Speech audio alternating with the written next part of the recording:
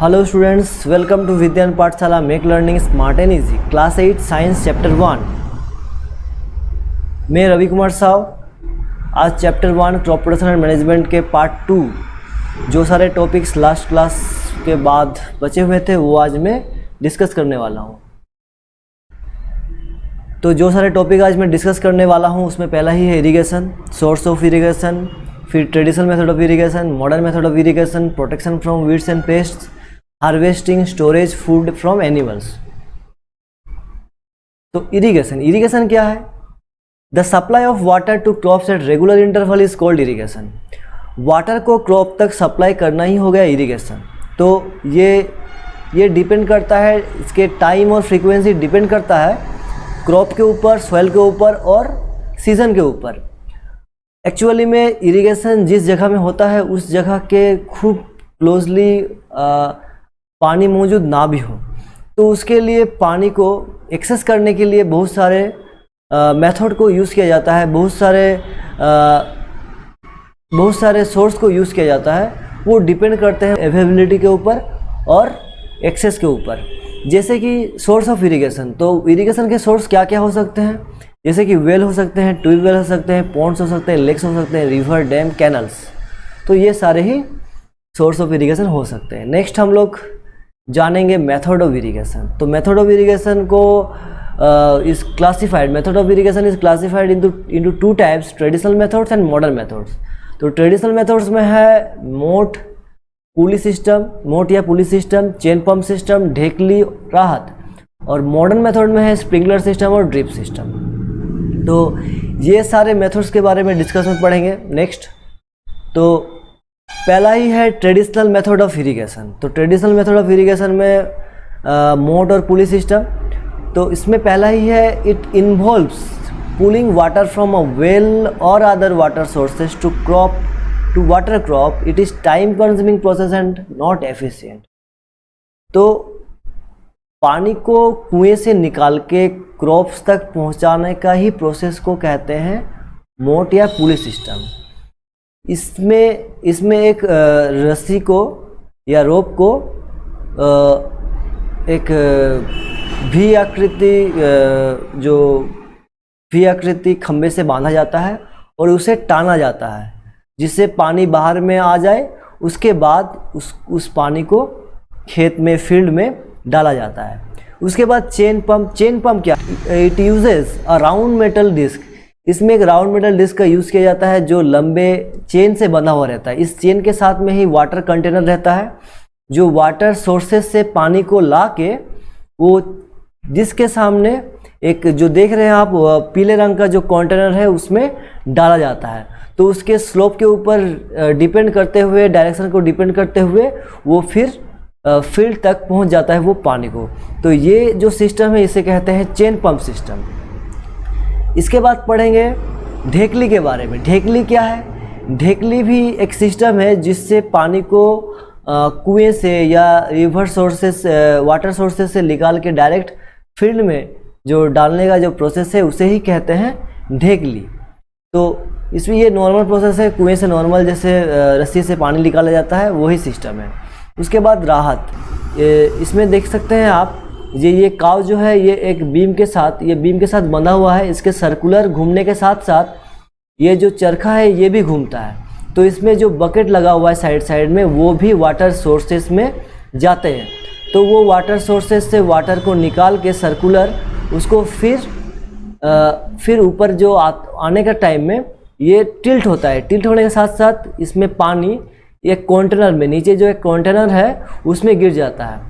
तो उसके साथ साथ वो अपने स्लोप के डायरेक्शन के वाइज वो उस पानी को खेत तक पहुंचा देता है।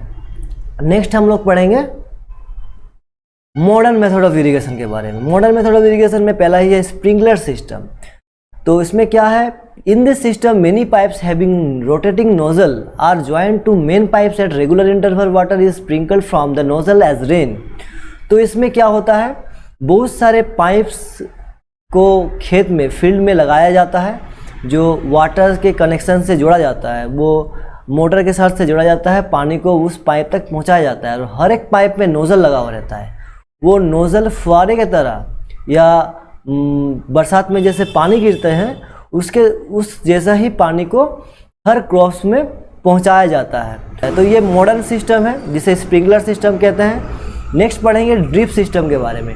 ड्रिप सिस्टम में क्या है, ये एक यूनिक और बेस्ट टेक्निक है वेजिटेबल ग्रोइंग के लिए, गार्डन प्लांट के लिए। ये बहुत ही यूनिक सिस्टम है और इसमें वाटर का वेस्टेज भी बहुत कम होता है, लेबर कॉस्ट भी कम आ सकता है। तो इसमें क्या, इसमें एक देख सकते हैं आप, क्रॉप्स के बगल में ही, क्रॉप्स के साथ ही साथ एक लंबे पाइप का यूज़ किया जाता है। वो उसमें हर एक क्रॉप्स के पास छेद रहता है, वो छेद से लिंक करके हर एक जगह में ज़रूरत के अनुसार पानी को उस पौधे तक पहुंचाया जाता है। तो इसमें जो पानी जो पहुंचता है वो ड्रॉप टू ड्रॉप पहुंचाया जाता है। ड्रॉप टू ड्रॉप इसमें पानी आता है। तो इसमें जो सारे वेजिटेबल्स में ज़्यादा पानी की ज़रूरत नहीं है, उसके लिए ये बहुत ही बेस्ट टेक्निक है। जितना ज़रूरत हो उतना ही पानी इसमें पहुंचाया जाता है और इसमें पानी का बचत भी होता है। आप सुन सकते हैं जो अरब देशों में या मिडिल ईस्ट में जहाँ कल्टीवेशन होता है, वहाँ पानी की कमी होने की वजह से इस टाइप का वेजिटेशन का यूज़ किया जाता है। नेक्स्ट हम लोग पढ़ेंगे protection from weeds and pests. तो वीड्स के बारे में जानेंगे क्या है। In a field many other undesirable plants may grow naturally along with the crops. This undesirable plants are called weeds. तो फील्ड में क्रॉप्स के साथ साथ कुछ जो ज़रूरत नहीं है वो प्लांट भी उग जाते हैं। वो कुछ भी हो सकते हैं, जैसे एग्जांपल में ग्रास हो सकते हैं, एमारंथस, सेनोपोडियम, ये सभी कॉमन वीड्स के एग्जांपल है। तो ये क्या करते हैं, ये क्रॉप के साथ कम्पीट करते हैं।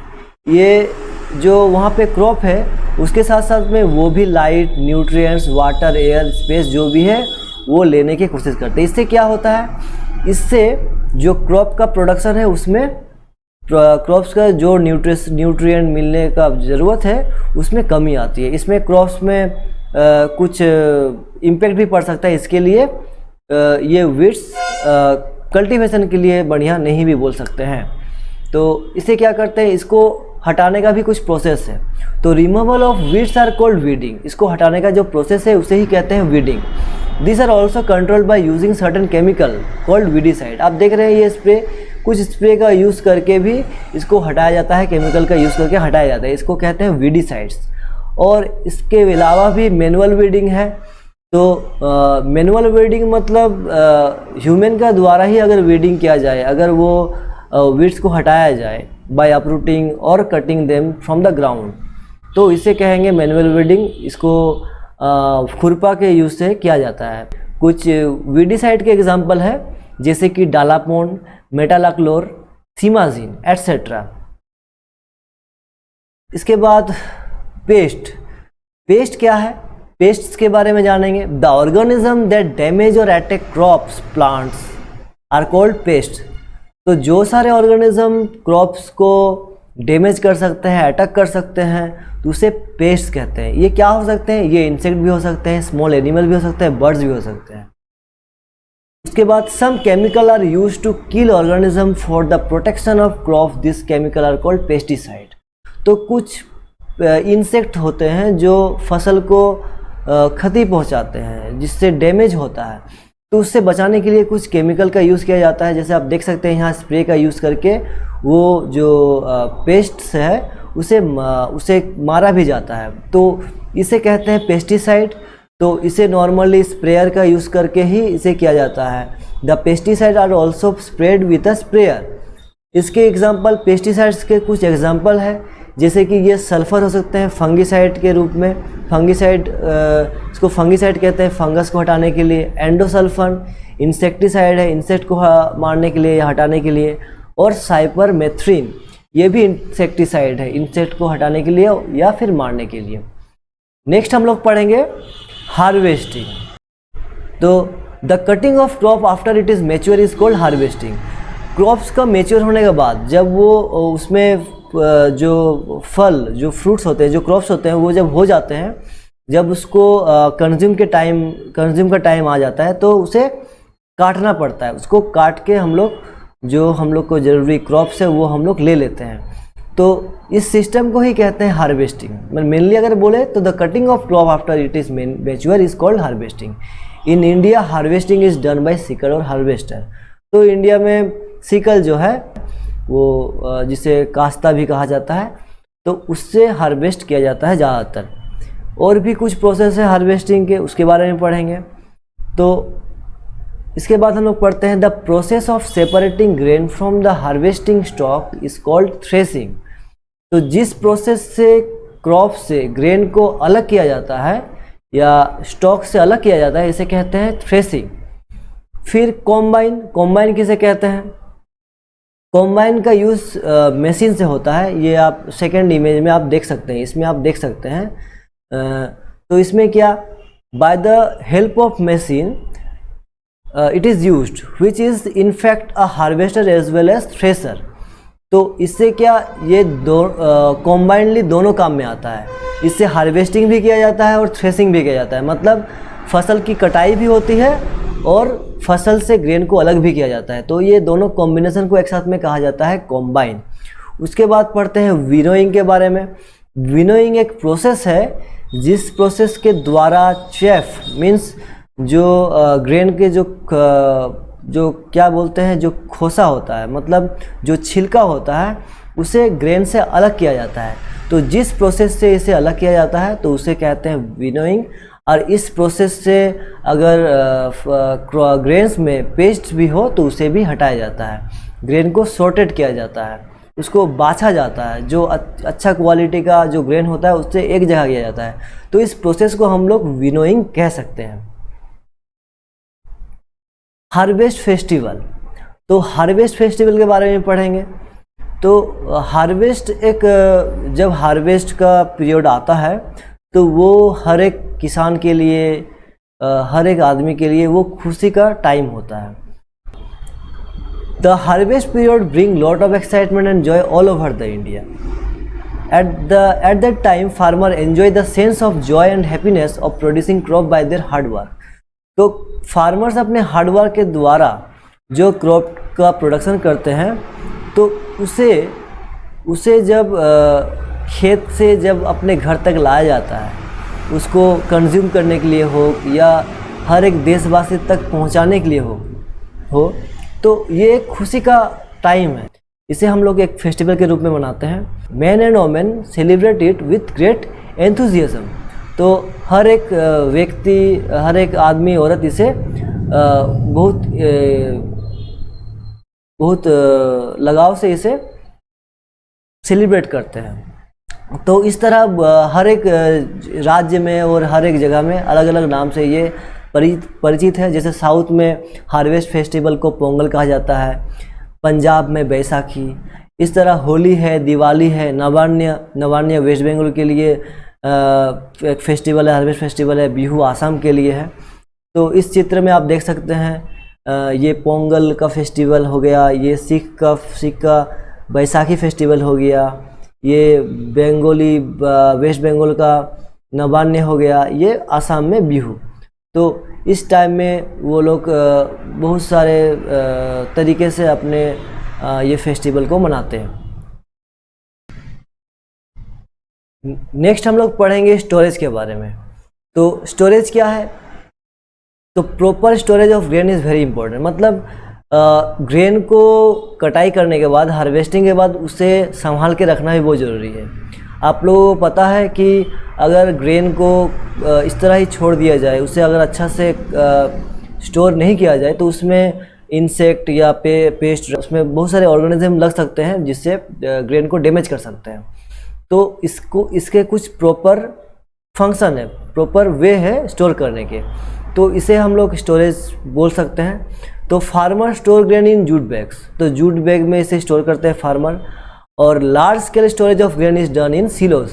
तो लार्ज स्केल में अगर स्टोर करना होगा तो वो सिलोज में करते हैं। ये आप नीचे में जो पिक्चर देख रहे हैं ये सिलोज है, इसमें स्टोर किया जाता है लार्ज अमाउंट में या लार्ज स्केल में। तो स्टोरेज को दो टाइप्स में डिवाइड किया गया है जिसे कहते हैं ड्राई स्टोरेज और कोल्ड स्टोरेज। तो तो ड्राई स्टोरेज और कोल्ड स्टोरेज डिपेंड करते हैं ग्रेन्स के ऊपर या क्रॉप्स के ऊपर, वो किस तरह के हैं। तो पहले ही पढ़ेंगे dry storage. Fresh crops have moisture, if it is kept with drawing they may gate spoiled और अटैक्ड बाय ऑर्गेनिज्म। जो फ्रेश क्रॉप्स होते हैं तो उसमें मॉइस्चर, उसमें पानी का भाग होता है, तो उसे अगर हम लोग ड्राई कंडीशन में नहीं रखते हैं तो वो बहुत सारे ऑर्गेनिज्म के द्वारा अटैक्ट हो सकते हैं, जिससे वो डैमेज भी हो सकता है। तो उसे ड्राई कंडीशन में रखने के लिए गनी बैग या फिर बड़े बड़े गोडाउन में या सिलोज में रखा जाता है, तो इसे हम लोग कहते हैं ड्राई स्टोरेज। ड्राई कंडीशन में रखने का जो सिस्टम है उसे ही कहते हैं ड्राई स्टोरेज। तो वो सिलोज में रख सकते हैं, गोडाउन में रख सकते हैं, तो वो डिपेंड करते हैं उसके क्रॉप्स के ऊपर और क्रॉप्स और वहाँ के एनवायरनमेंट के ऊपर। फिर यहाँ क्या कह रहा है नीचे में, a new method of grain storage involve the use of nitrogen gas, it replace air and kills microbes. Method जो फंक्शन स्टोरेज करने का स्टोरेज के, उसमें क्या नाइट्रोजन गैस का यूज़ किया जाता है। ये क्या करता है, जो मॉइस्ट एयर है उसको रिप्लेस कर देता है और उसमें जो माइक्रोब्स है उसे भी मार देता है। तो ये मॉडर्न मेथड है ग्रेन स्टोरेज करने का। नेक्स्ट हम लोग पढ़ेंगे कोल्ड स्टोरेज के बारे में। This method is mostly used for some fruits, vegetable and flower. तो जो सारे हाईली मॉइस्चर जो कंटेंट फ्रूट्स होते हैं तो उसे स्टोर करने के लिए कोल्ड स्टोरेज का यूज़ किया जाता है। तो आप इसे फ्रिज भी कह सकते हैं, type of air conditioned room भी कह सकते हैं, जिसमें स्टोर किया जाता है। जैसे कि एग्जांपल में आप कह सकते हैं फ्रूट्स जैसे कि एप्पल, बनाना, ग्रेप्स और भी है, तो उसे स्टोर किया जाता है। There are certain crops that need cold temperature. तो कुछ क्रॉप्स है जिसे कोल्ड टेम्परेचर चाहिए स्टोर करने के लिए, जिसे ज़्यादा दिन तक रखा जा सके, तो उसके लिए ये कोल्ड स्टोरेज का यूज़ किया जाता है। नेक्स्ट हम लोग पढ़ेंगे food from animal. Crop production के अंदर में, एग्रीकल्चर के अंडर में सिर्फ हम लोग क्रॉप्स को ही नहीं, प्लांट क्रॉप्स को नहीं बोल सकते हैं, साथ ही साथ एग्रीकल्चर में एनिमल भी इंक्लूड है, जिससे हम लोग कंज्यूमिंग फूड हम लोग पा सकते हैं। तो यहाँ पे क्या बोल रहा है कि like plants, animal also give us different type of food. Some domestic animal like cow, goat, hen, fish and honeybees provide us foods. The keeping of such fish and animals is called domestication. This is also called rearing of animal. तो कुछ cattle animal या fish या हनी को भी rear किया जाता है, लालन पालन किया जाता है, उससे जो फूड पाया जाता है उसको पाने के लिए। तो इसे भी हम लोग कहते हैं डोमेस्टिकेशन। एनिमल को अगर लालन पालन किया जाए for consuming food like milk, तो उसे हम लोग डोमेस्टिकेशन कह सकते हैं, रियरिंग ऑफ एनिमल कह सकते हैं। और इसके अलावा भी the breeding, feeding and caring of such animal on a large scale for food and other useful purpose are called animal husbandry. अगर लार्ज अमाउंट में एनिमल का ब्रीडिंग किया जाए, फीडिंग किया जाए, केयर किया जाए, उससे जो फूड पाया जाता है वो लार्ज अमाउंट में अगर फूड को कंज्यूम करने के लिए, एक्सट्रैक्ट करने के लिए अगर तो उसे कहते हैं एनिमल हस्बेंडरी। जैसे कि गोट फार्मिंग, पीसी कल्चर है, उसके अलावा भी है आपका केटल फार्मिंग, जैसे काव गोट इसे कह सकते हैं, पोल्ट्री फार्मिंग, इसे भी कल्टीवेशन मतलब एग्रीकल्चर कल्टीवेशन किया जाता है। और इसके अलावा भी एपीकल्चर, बी कीपिंग को एग्रीकल्चर कहा जाता है हनी के लिए। तो आज क्रॉप प्रोडक्शन एंड मैनेजमेंट का क्लास यहीं समाप्त होता है। नेक्स्ट हम लोग अलग चैप्टर के साथ आएंगे। और हमारा चैनल अगर आपको अच्छा लगे तो सब्सक्राइब जरूर करें, लाइक कमेंट शेयर जरूर करें। Thank you.